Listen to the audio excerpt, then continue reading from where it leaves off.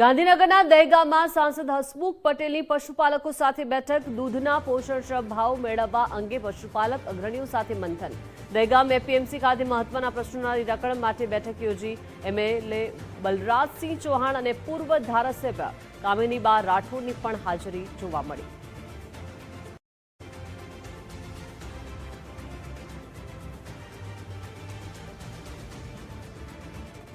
વધુ માહિતી સાથે સંવાદદાતા અર્પિત લાઈવ જોડાઈ ગયા છે। અર્પિત, પશુપાલકો છેલ્લા એક સપ્તાહથી વિરોધ નોંધાવી રહ્યા છે, હજુ પણ તેમનો વિરોધ યથાવત છે અને હવે દહેગામમાં સાંસદ હસમુખ પટેલની પશુપાલકો સાથે બેઠક, શું વિગતો, કોણ કોણ ઉપસ્થિત છે?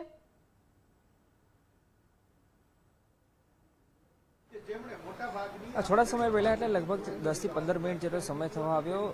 સંસદ સભ્ય, સ્થાનિક ધારાસભ્ય, પૂર્વ ધારાસભ્ય અને એના સ્થાનિક અગ્રણીઓની પશુપાલક અગ્રણીઓ સાથે બેઠકની શરૂઆત થઈ છે અને બેઠકમાં પર સૌની નજર રહેલી છે કેમ કે 10 તારીખથી દૂધ ભરવાનું બંધ થયું છે। જે પશુપાલકો માંગ કરી રહ્યા છે કે મધુર ડેરીમાં એમનું દૂધ ભરવામાં આવે એ પ્રકારની માંગ સાથે તેઓ આંદોલન કરી રહ્યા છે અને એ આંદોલન પછી આજે જ્યારે હસમુખ પટેલ, સાંસદ સભ્ય હસમુખ પટેલ દહેગામ નગરપાલિકાના લોકાર્પણ કાર્યક્રમમાં આવ્યા હતા ત્યારે એ કાર્યક્રમ દરમિયાન કેટલાક પશુપાલક અગ્રણીઓ, આંદોલનકારી નેતાઓ દ્વારા વિરોધ પ્રદર્શન પણ કરવામાં આવ્યું હતું અને પછી જ્યારે કાર્યક્રમ પૂરો થયો ત્યારે મીડિયાકર્મીઓ સાથે વાત કરતા હસમુખ પટેલે પણ કહ્યું હતું કે આજે તેઓ બેઠક કર્યા વગર જવાના નથી અને એના ભાગરૂપે જ આ બેઠકની શરૂઆત થઈ છે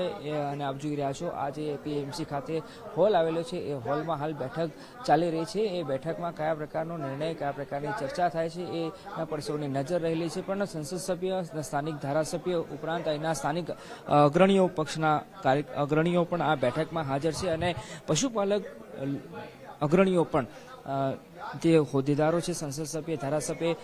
એમને એમના પ્રશ્નો અંગે વાત મૂકી રહ્યા છે, એમને સમજાવવાનો પ્રયાસ કરી રહ્યા છે કે મજૂર ડેરી અને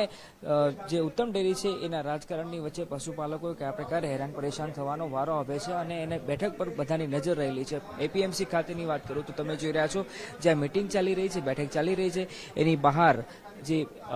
આ ખરીદ વેચાણ સંઘની ઓફિસ આવેલી છે ત્યાં કયા પ્રકારની પરિસ્થિતિ છે, કુતૂહલતાપૂર્વક અહીંયા લોકો હાજર છે, આંદોલન સાથે સંકળાયેલ પશુપાલકો પણ હાજર છે અને તેઓ રાહ જોઈ રહ્યા છે કે કયા પ્રકારની અંદર ચર્ચા થવાની છે અને હવે નિરાકરણ શું આવે છે કેમ કે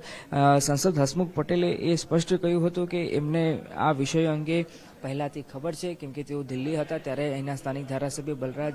ચૌહાણ દ્વારા એ વિષય અંગે માહિતગાર કરવામાં આવ્યા હતા અને એ પછી જ્યારે આજે એક આ બેઠકનું આયોજન કરવામાં આવ્યું છે એ બેઠક પર બધાની નજર રહેલી છે કે કયા પ્રકારે હવે શું ચર્ચા થાય છે અને આખો વિષય સમજ્યા પછી સંસદ સભ્ય આખા મામલાને કેવી રીતે હેન્ડલ કરે છે, કેવી રીતે ટેકલ કરે છે કેમ કે સહકારી ક્ષેત્રના રાજકારણની વાત આવે ત્યારે ગુજરાતમાં એ ખૂબ જટિલ વિષય હોય છે અને કઈ કઈ બાબતો, શું રાજકારણ છે, અંદરથી કયા પ્રકારની પરિસ્થિતિ છે, બંને ડેરી વચ્ચે શું વિવાદ છે, તમામ પ્રકારની માહિતી હાલ મેળવવામાં આવી રહી છે અને એ માહિતી મેળવ્યા પછી સંસદ સભ્ય હસમુખ પટેલ દ્વારા મોવડી મંડળ એટલે કે શીર્ષત્વ નેતૃત્વનો અથવા તો સહકારી ક્ષેત્ર સાથે સંકળાયેલ અન્ય અગ્રણીઓ અને જાણકારો સાથે આ વિષયને કેવી રીતે પ્રેઝન્ટ કરે છે અને નિરાકરણ શું આવે છે એના પર સૌની નજર રહેલી છે। એટલે 10 થી 15 મિનિટ જેટલો સમય થવા આવ્યો છે અને આ બેઠક પછી ખ્યાલ આવશે કે હસમુખ પટેલ સંસદ સભ્ય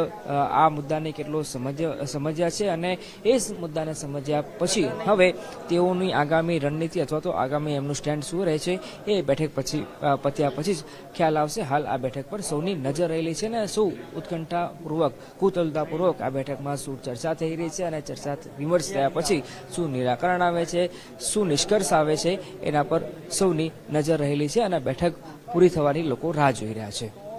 જી અર્પિત, આભાર વિગત સાથે જોડાયા તે બદલ। એટલે કે અત્યારે બેઠક જે છે તે અગ્રણીઓ સાથે થઈ રહી છે, પશુપાલકના અગ્રણીઓ પણ ઉપસ્થિત છે, સાંસદ પણ ઉપસ્થિત છે, સાથે સાથે એમએલએ બલરાજસિંહ ચૌહાણ પણ આ બેઠકમાં ઉપસ્થિત છે।